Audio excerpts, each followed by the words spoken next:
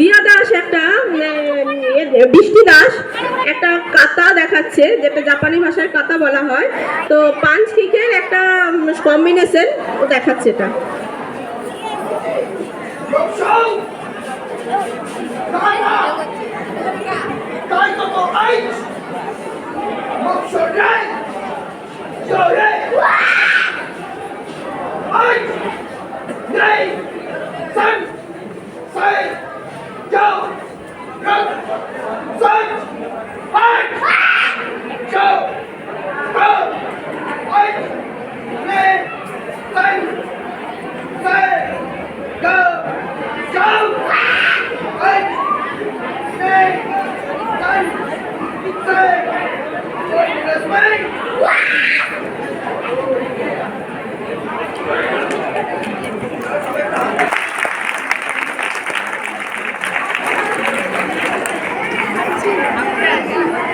এরপর এই কম সময়ের মধ্যে ধ্রুবয়তী, এটা নানচাকু বলে, এটা কিভাবে আত্মরক্ষা করা হয় সেটা ওর নিজের বডির উপরে, কেউ তো এখানে নেই, ওর অপিহেন তো নিজেকেই দেখাচ্ছে।